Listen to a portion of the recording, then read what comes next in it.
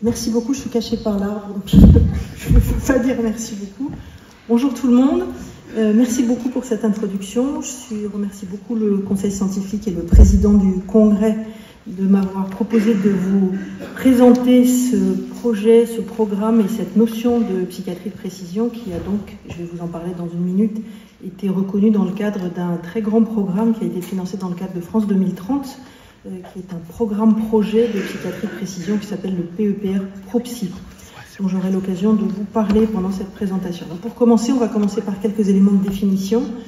parce que peut-être certains d'entre vous se posent la question de ce concept.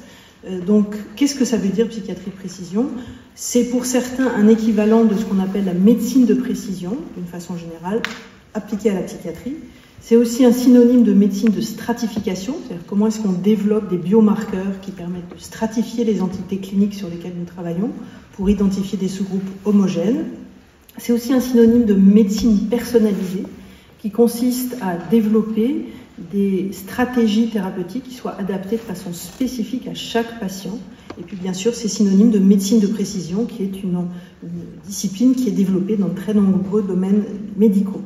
C'est aussi un objectif de précision qui implique l'utilisation d'outils objectifs de mesure qui doivent être quantifiables, qui permettent donc de stratifier les patients, aussi de prédire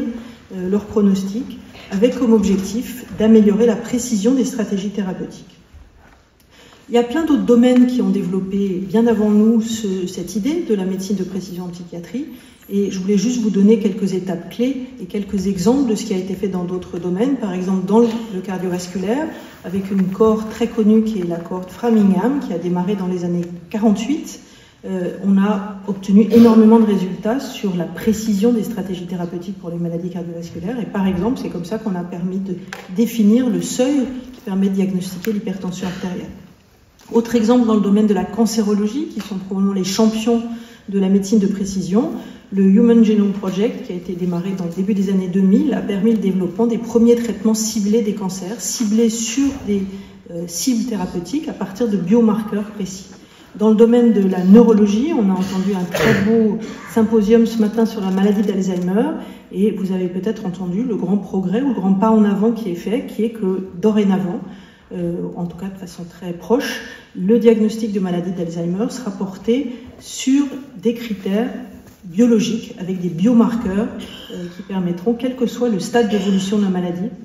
de poser le diagnostic de maladie d'Alzheimer. En psychiatrie, j'ai volontiers et volontairement mis des X et un grand rond blanc, puisqu'en fait on est au début d'une aventure qui est déjà en route dans un certain nombre de pays, et c'est probablement pour ça que Pierre-Michel m'a demandé de parler de la psychiatrie de précision ici et ailleurs, et je vais vous donner un certain nombre d'exemples de où on en est.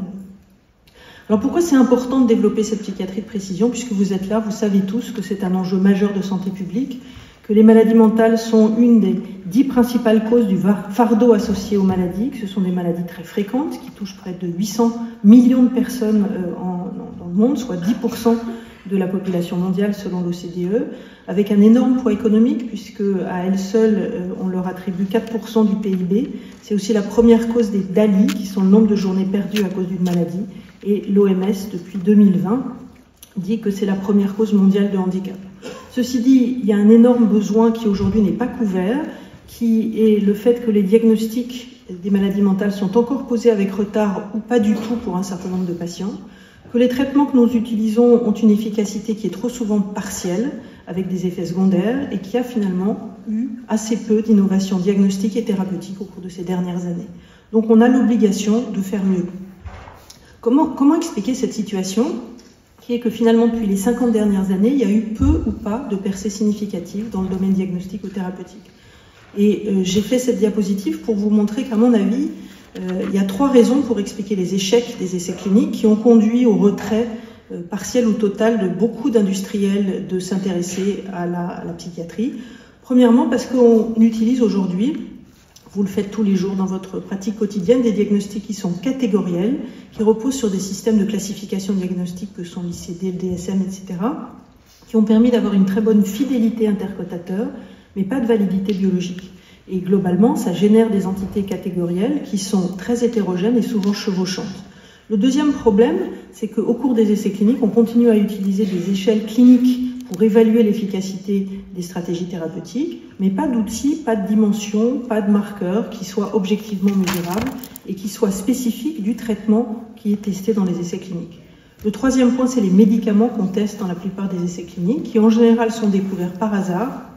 et qui sont très peu basés sur un mécanisme étiologique précis. Or, les 3 règles de la médecine de précision en psychiatrie permettent, si on arrive à obtenir et à ces objectifs, à répondre à ces objectifs, de répondre à ces difficultés et à ces échecs. Le premier, c'est qu'il se donne comme objectif d'avoir une cible exacte, c'est-à-dire que les stratégies thérapeutiques qu'on teste doivent cibler un mécanisme étiologique spécifique et précis.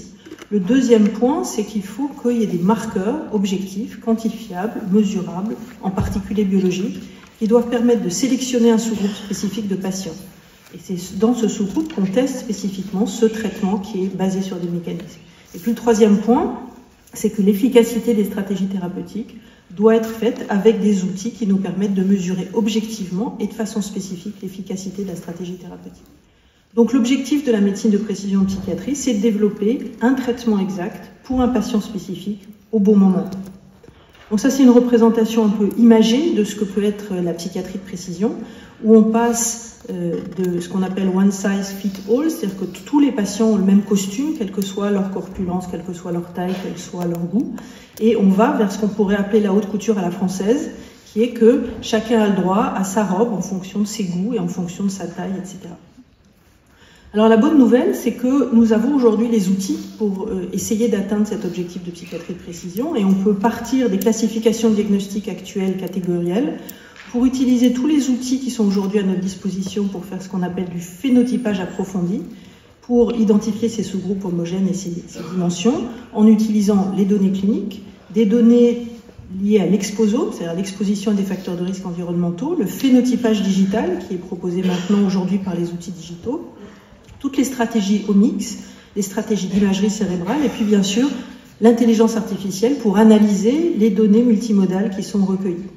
On a aussi toute une série d'hypothèses sur les mécanismes, les circuits et les systèmes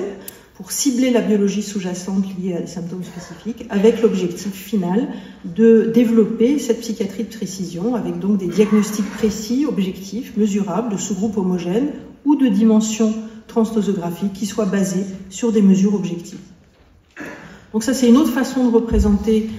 la psychiatrie de précision, qui est qu'on peut pour cela construire des très grandes cohortes de patients, avec des patients qui sont diagnostiqués avec les outils diagnostiques qu'on a aujourd'hui, à qui on propose à ces patients une évaluation très approfondie, clinique, biologique, digitale. On utilise l'outil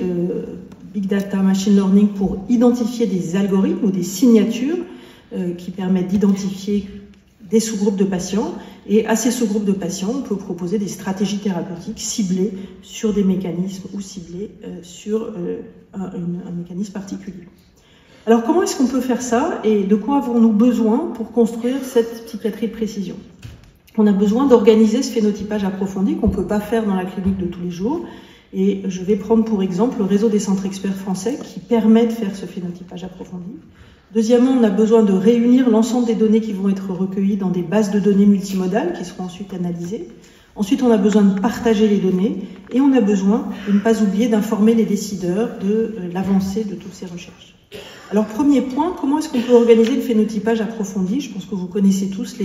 les centres experts qui sont coordonnés par Pierre-Michel Llorca et qui sont coordonnés par la Fondation fondamentale, qui sont des centres qui ont été créés maintenant depuis une petite dizaine d'années et qui permettent que soit proposé aux patients qui acceptent de participer aux recherches que nous menons ce phénotypage approfondi.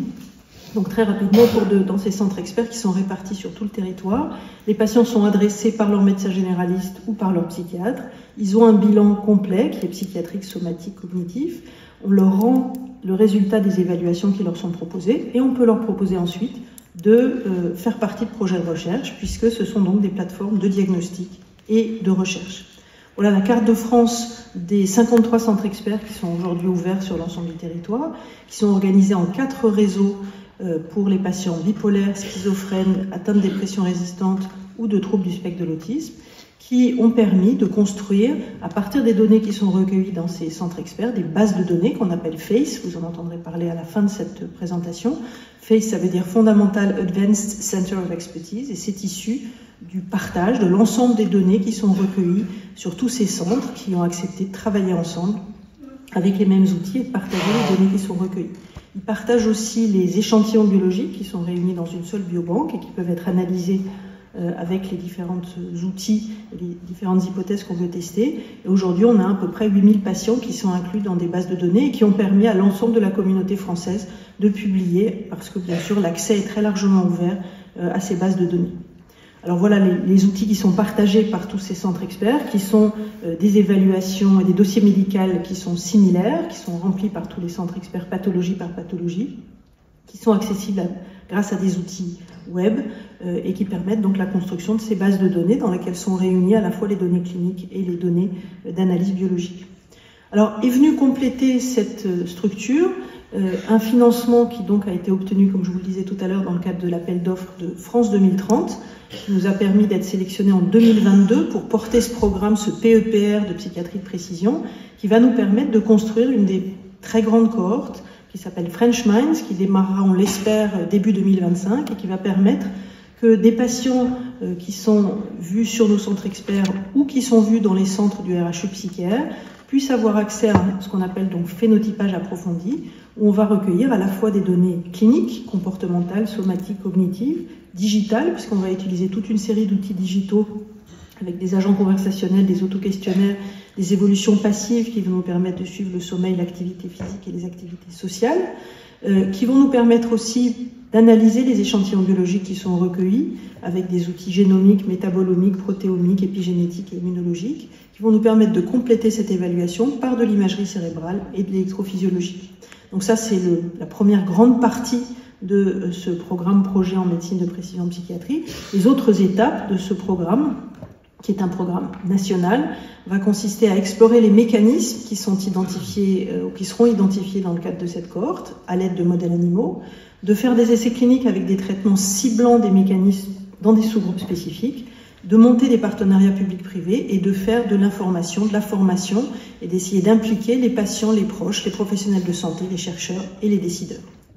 Alors ça, c'est une façon un petit peu imagée de représenter ce qu'on veut faire dans cette cohorte, où on veut inclure donc des patients qui répondent à des entités diagnostiques catégorielles, et on veut, à l'aide de ce phénotypage approfondi, après avoir intégré les données cliniques, cognitives, digitales, biologiques qui sont recueillies, essayer d'identifier des dimensions transnosographiques et d'essayer d'identifier des formes cliniques homogènes, donc des sous-groupes homogènes qui seront définis cliniquement et biologiquement, en sachant que l'objectif, c'est de développer des stratégies thérapeutiques, soit pour ces dimensions spécifiques, soit pour ces formes cliniques homogènes. Voilà l'exemple des critères qui ont été choisis pour cette cohorte French Minds par un groupe de jeunes cliniciens et de jeunes chercheurs qu'on a appelés les French Minders, dont certains sont là aujourd'hui et que je remercie de leur implication parce qu'ils travaillent énormément pour construire ce protocole.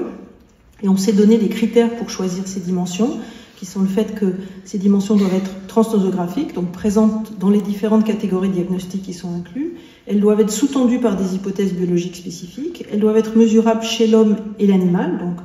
reposer sur le fait qu'existent des modèles translationnels existants. Elles doivent avoir des cibles thérapeutiques existantes, et on a fait le tour d'un certain nombre de partenaires pour savoir s'ils avaient des cibles pour les différentes dimensions qu'on voulait tester. Il faut que ça puisse être répliqué sur d'autres cohortes internationales. Et on travaille aussi avec les patients pour vérifier que ces différentes dimensions sont reconnues par eux comme étant un handicap sur lequel ils demandent à être aidés et éventuellement soignés. Donc les 6 dimensions qui sont priorisées, ça ne veut pas dire qu'il n'y en aura pas d'autres, mais c'est les hypothèses qu'on a posées. C'est le retrait social, l'anédonie, l'impulsivité, la flexibilité cognitive, le traitement sensoriel anormal et la charge neurodéveloppementale. Alors une fois qu'on a réuni l'ensemble de ces variables, il faut bien qu'on les mette quelque part, qu'on les réunisse, et c'est pour ça qu'on va créer un entrepôt de données qui va permettre non seulement de réunir l'ensemble de ces données, et vous imaginez facilement qu'il y en a énormément, mais aussi d'offrir à la communauté française la possibilité d'avoir accès à ces données de manière à pouvoir travailler sur cet entrepôt de données, sur les variables de votre choix. Donc cet entrepôt de données, il va permettre dans l'immédiat d'ingérer les données qui existent à partir des bases de données FACE, soit à partir des bases de données du RHU, et de construire non seulement des bases de données multimodales, c'est-à-dire qui réunissent toutes les modalités qui vont être testées, mais aussi interopérables avec d'autres bases de données qui existent à l'international, de manière à ce qu'on puisse travailler avec d'autres cohortes qui, elles aussi, sont en train de travailler dans le domaine de la psychiatrie de précision, ce qui nous permettra de répliquer, de collaborer avec d'autres bases de données et d'autres collègues ou d'autres plateformes internationales. Donc dans ce contexte-là, on a pour projet de créer ce qui s'appelle, on a appelé le Cohort Club, qui a pour objectif de créer une plateforme internationale qui va contenir toutes les métadatas, donc toute la description de toutes les variables qui sont recueillies en ce moment dans des cohortes internationales, qu'elles soient européennes, australiennes, américaines, pour qu'on sache où sont ces données et pour qu'on puisse faciliter les collaborations, les échanges de données, les comparaisons et bien sûr la validation des données que nous allons obtenir, ou des résultats qu'on va obtenir, ou pour pouvoir répliquer ce que nous allons obtenir dans d'autres cohortes. Donc projet qui me paraît important pour valider ce qu'on fait. Donc je vous ai dit tout à l'heure que c'était bien de faire de la recherche, mais qu'il fallait aussi qu'on implique les décideurs des différents pays. Et donc on fait toute une série de colloques à peu près tous les ans, depuis le lancement de cette stratégie de médecine de précision en psychiatrie, pour pouvoir partager cette vision de médecine de précision avec les parties prenantes. Je vous ai parlé des patients, mais il y a aussi toutes les agences de régulation, il y a les industriels bien sûr, il y a les académiques qui sont impliqués. Et donc on a fait un premier colloque en Suisse en juin dernier, qui a été organisé par la Fondation fondamentale, qui a permis d'écrire un white paper pour l'Union européenne et un article de consensus. Ensuite, on a fait un autre colloque en médecine de précision en psychiatrie qui s'est tenu à Nice, organisé par le CNP, qui nous a permis d'écrire une feuille de route de la psychiatrie de précision qui va être soumise très bientôt. Et on vient de faire, en mai dernier, à Bruxelles, organisé par la Fondation fondamentale, le PEPR ProPsy et le CNP, le deuxième sommet de médecine de précision psychiatrique, qui a été un moment formidable de partage. Certains d'entre vous ont peut-être assisté en distanciel, où non seulement on a pu faire le point avec toutes les parties prenantes sur différents exemples et différents résultats que je vais vous résumer maintenant de la médecine de précision, mais en plus on a passé une demi-journée avec les tenants et les responsables du HARDOC, avec Bruce Cuthbert, et avec le nouveau DSM-6, pour réfléchir avec eux sur comment est-ce que les données qui vont être issues de cette psychiatrie de précision pourront éventuellement être intégrées dans le futur DSM-6. Alors, pour répondre à la question de Pierre-Michel qui était ici et maintenant, où en est la recherche ? Où en est la recherche sur le plan international? Je vais vous donner quelques exemples parce que la littérature est déjà trop abondante pour que je puisse, dans le temps qui m'est imparti, vous faire la revue complète. Mais ça, c'était une diapositive pour vous expliquer que dans le monde entier, il y a des initiatives similaires à celles que la France a sélectionnées dans le cadre du PEPR. Donc, par exemple, aux États-Unis, il y a 3 grands programmes. Un qui a constitué à créer un Center for Precision Psychiatry, un autre à Columbia qui a investi 75 millions de dollars financés par une fondation privée pour lancer un autre centre de médecine de précision. Et à Stanford, il y a depuis très longtemps un énorme effort de médecine de précision en psychiatrie. En Europe, où probablement l'Europe a été pionnier dans ce domaine, il y a eu un projet européen qui a été lancé dès 2014, porté par Martin Kaas, qui est l'actuel président de l'ECNP, et qui a obtenu un projet qui s'appelle EMI, qui a été refinancé récemment, et qui, vous allez le voir, a obtenu des résultats tout à fait intéressants. Et puis en France, donc je vous ai dit qu'on avait été sélectionné en 2022 pour un programme qui va, on l'espère, démarrer bientôt. Alors, je vais juste vous donner quelques exemples de où on est la recherche dans ce domaine et la question qu'on se pose bien sûr pour déployer cette médecine de précision, c'est est-ce qu'on est capable d'identifier des dimensions et des sous-groupes, soit à l'aide de la clinique, soit à l'aide de l'imagerie cérébrale, soit à l'aide de la biologie. Alors, où est-ce qu'on en est sur le plan de la clinique? Et je vais juste prendre 2 exemples. Le premier, c'est celui du retrait social,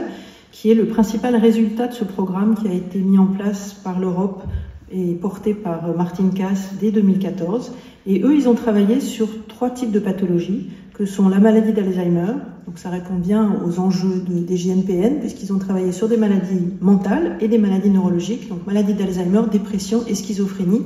avec une hypothèse qui, j'avoue, paraissait à tout le monde un petit peu risquée, qui était de se dire que une des dimensions communes à ces différents types de pathologies était le retrait social. On peut se dire a priori que le retrait social observé dans une dépression ou chez des patients schizophrènes ou chez des patients qui ont une maladie d'Alzheimer, il est différent sur le plan biologique, il est différent sur le plan clinique? Eh bien, pas du tout. Ils ont mis 10 ans à montrer qu'il y a une dimension commune qui se mesure sur le plan clinique, mais aussi avec des outils digitaux et avec des outils biologiques. Donc il y a une signature clinico-biologique qui non seulement peut être diagnostiquée de façon précise, et le dossier est maintenant déposé à la FDA pour être reconnu, mais aussi ils ont développé les modèles animaux qui vont avec pour démontrer la physiopathologie et les causes qui sous-tendent ces anomalies et ces retraits sociaux anormaux, et ils vont lancer très prochainement le premier essai thérapeutique avec un traitement ciblé. Deuxième exemple qui vient ce coup-ci des États-Unis, de l'équipe de Carol Taminga, qui a monté une étude qui s'appelle BSNP, qui a comme objectif de chercher des biotypes transdiagnostiques au sein du trouble bipolaire et de la schizophrénie, et qui a montré qu'il y a une dimension qu'ils ont appelée contrôle cognitif et réactivité sensorimotrice, et ils ont montré que, par exemple, la clozapine augmente l'activité EEG intrinsèque corrélée à une réactivité sensorimotrice, donc avec le début d'identification de signatures qui permettent de prédire l'efficacité thérapeutique d'un certain nombre de traitements. Autre exemple, l'imagerie cérébrale. Et donc, l'imagerie cérébrale, on sait, vous le savez, qu'à la fois les données qu'on peut cibler au niveau des circuits cérébraux et dans les données d'imagerie cérébrale pour servir de cible pour la stimulation cérébrale sont tout à fait bien développées. Et par exemple, on sait aujourd'hui que l'imagerie cérébrale permet d'être beaucoup plus précis quand on fait de la TMS avec une efficacité qui est reconnue dans un certain nombre d'études. Et autre exemple, l'équipe de Leanne Williams, dont je vous parlais à l'instant à Stanford, a décidé d'utiliser ou de définir ou de trouver ce qu'ils appellent des biotypes qui permettent d'être beaucoup plus précis dans la réponse, dans la prédiction de la réponse, par exemple au traitement antidépresseur standard. Et au lieu d'utiliser le processus actuel qui consiste à tester, à essayer un traitement antidépresseur et puis si ça marche pas, on en essaye un autre, eux, ils ont, à l'aide de données d'imagerie cérébrale et de données EEG qui sont en train d'être complétées avec des données biologiques, ils ont identifié des biotypes, que je vais vous montrer dans une seconde, et ils sont en train, médicament après médicament, de tester la capacité de ces biotypes de prédire la réponse à différentes stratégies thérapeutiques dans la dépression. Donc voilà une diapo qui résume plus de 10 ans de travail de l'équipe de Leanne Williams. Je vous conseille de lire son livre que je vous ai indiqué en bas à gauche de cette diapo, qui résume en fait l'ensemble de ces stratégies et l'ensemble de leurs résultats. Et ils ont, avec à peu près la même stratégie que ce qu'on va suivre, que ce qu'on va faire, c'est-à-dire utiliser des outils cliniques, utiliser des données d'imagerie cérébrale, utiliser des marqueurs biologiques. Ils ont identifié 6 circuits cérébraux qui ressemblent un petit peu à ce que ce matin nos collègues neurochirurgiens vous ont présenté et dont ils sont en train de démontrer, étape après étape, qu'elles permettent de prédire des réponses thérapeutiques. Donc ils ont montré que le default mode permet de prédire la réponse aux psilocybines et à la TMS. Ils ont montré que le circuit cérébral salience permet de prédire la réponse à la kétamine. Ils ont montré que ce qui s'appelle negative affect permet de prédire la réponse aux thérapies comportementales, etc., etc. Donc 6 dimensions qui sont caractérisées sur le plan de l'imagerie, sur le plan électrophysiologique, sur le plan biologique, et qu'ils utilisent de manière prédictive pour vérifier ou pour démontrer qu'on peut prédire la réponse thérapeutique. À ma connaissance, ces données ne sont pas répliquées, si ce n'est par l'équipe de Leanne Williams, mais elles sont tout à fait intéressantes dans le domaine de la médecine de précision en psychiatrie.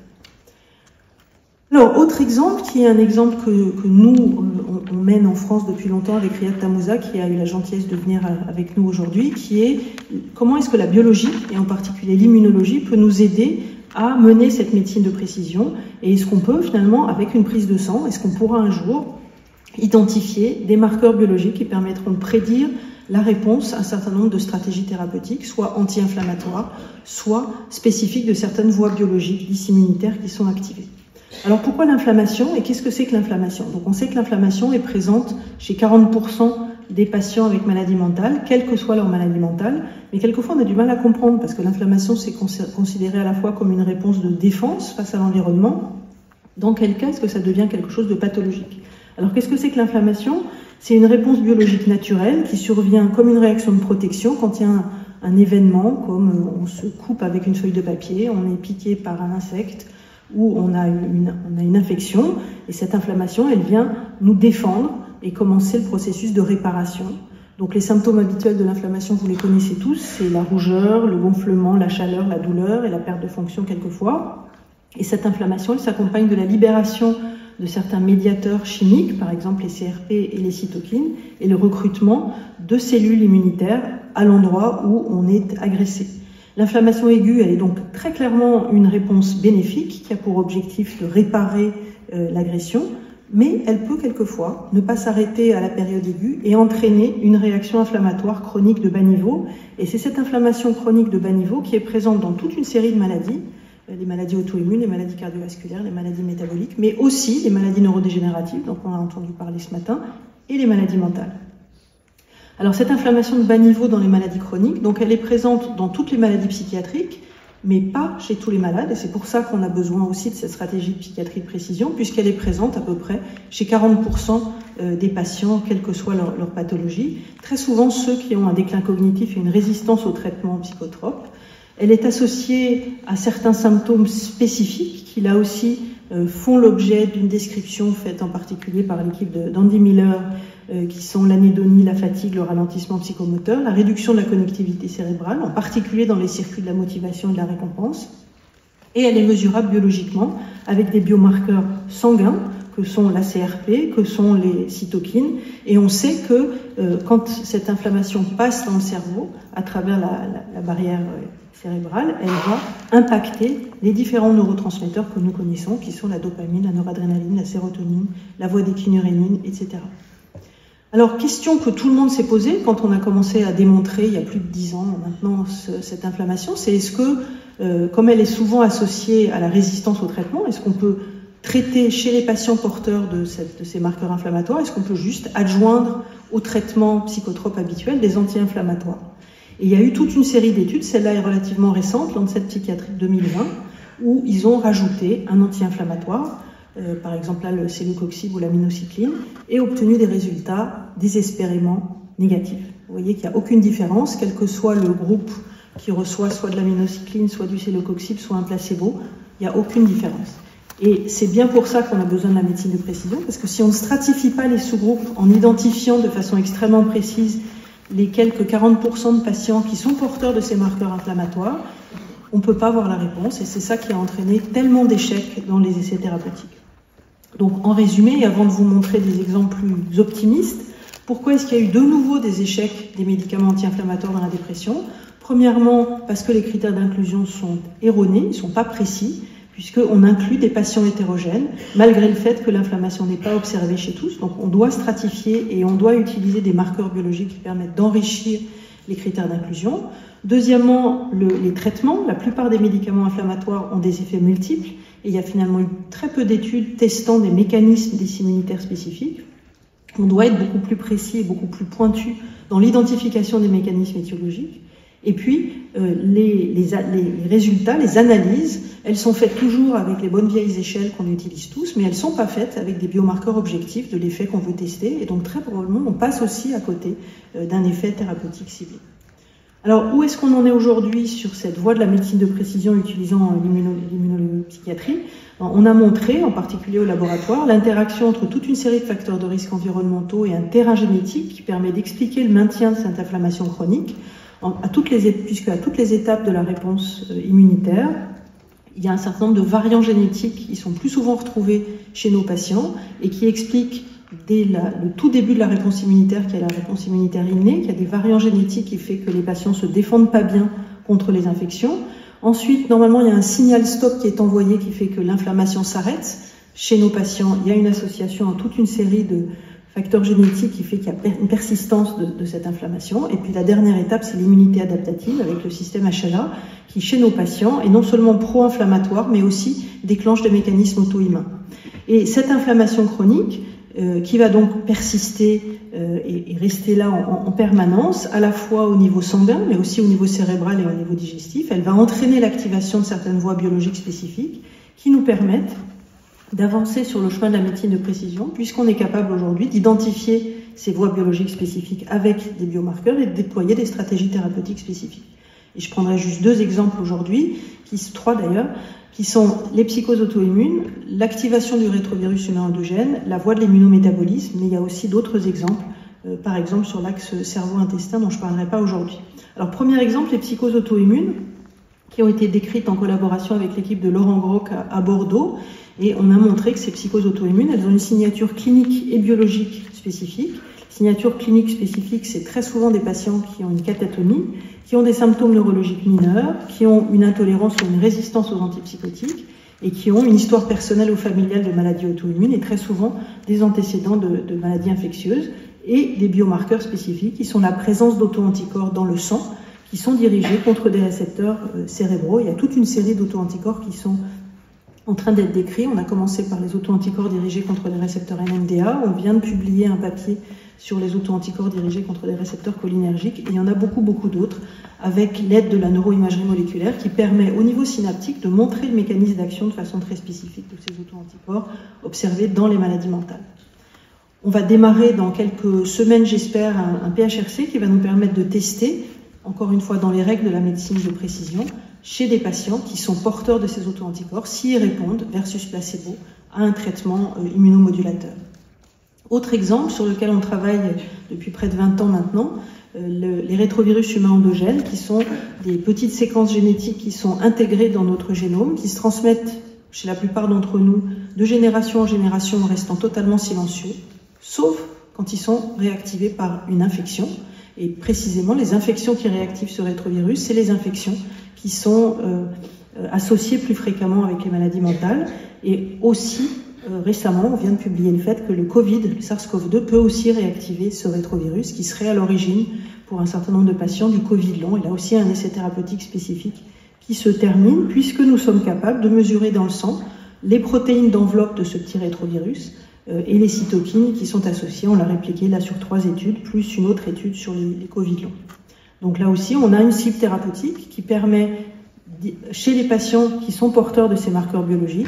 de tester l'efficacité d'un anticorps neutralisant cette protéine d'enveloppe du rétrovirus.